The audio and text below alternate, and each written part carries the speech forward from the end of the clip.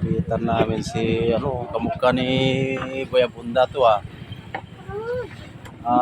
boss. Hindi pa na pa-interview Hi, sa'yo.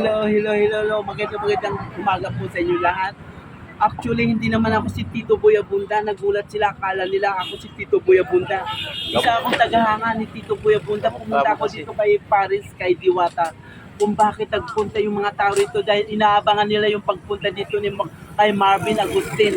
Halos ang mga tao rito inaabangan yung dalawa dahil nag-usap ito sa telepono.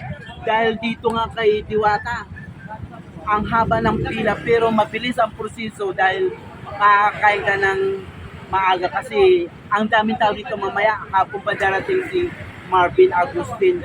So nakantabay kami dito sa loob na nakalipas na 24 oras. Pero ang sabi nga nila, si Boy Abunda bumisita sa Parisan kay Diwata. Pero information, hindi naman ako si Diwata at hindi naman ako si Boy Abunda. Isa akong sumusubaybay rito sa pagkain ni Diwata. Kaya kaibigan, nay, tay, kuya, usap tayo, tara, kain tayo, now na.